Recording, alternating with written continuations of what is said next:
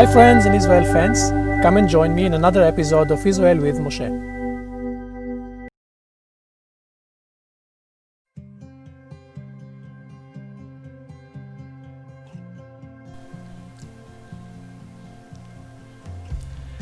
In the two previous episodes, we talked about the borders, we talked about the topography and the landscape, and we mentioned the fact that the topography dictates the roads.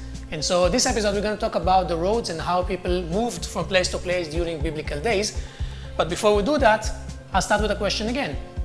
What is so important about this piece of land that everybody in every period, historical period, wanted to control this? If you go to the history, you'll see that every empire that existed in the area wanted to control this piece of land. Why?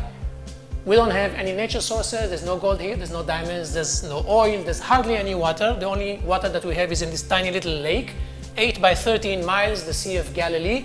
That sea has salt water, it's no good for agriculture or anything else. So what do we have?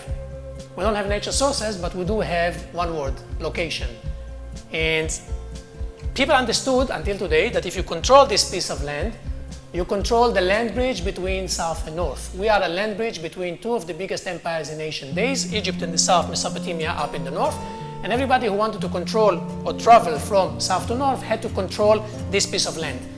In this piece of land, there's two spots that you need to control in order to control the whole land. The first point is the port in Jaffa, over here.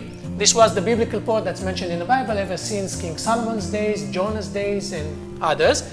And the next spot is a tiny little crossing that crosses through the Armageddon Valley. It goes by a hill, which in Hebrew is called Har Megiddo, and mispronounced in the Bible it became Armageddon. So this crossing of Armageddon and the port of Jaffa, if you control them, you control all the trade routes, and we found historical evidence that even the early Egyptians from 1500 BC made sure to come and control those two spots so they can control the whole land.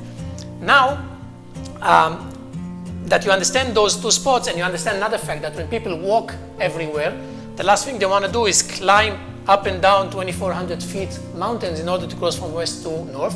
So it means that they have to follow what topography allows them in terms of walking. And that's how biblical roads were set. So when we talk about biblical times, we talk about two major roads. One road is called the Via Maris, the way of the sea. And that Via Maris basically started in the Red Sea, crossed the desert until the Mediterranean Sea, walked along the Mediterranean Sea more or less to where Caesarea of today is, and from here crossed into the Armageddon crossing, and from the Armageddon Valley the road split. Part went to Lebanon of today, part went to Syria of today.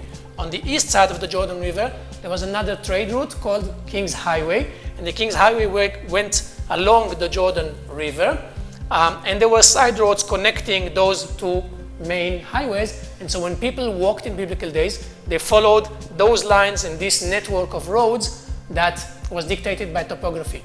And if you take that line of roads and put it on the map and then mark all the archaeological sites that we have in Israel, you will see that those archaeological sites are along the trade routes and along the Via Maris, because that's how people walked. Now, when you think about it, go back to the Bible, read the events that the Bible is talking about, and keep in mind what we said before. Keep in mind that we don't drive in cars, that we walk everywhere. Keep in mind that topography dictates how much can you walk per day, how far can you walk per day.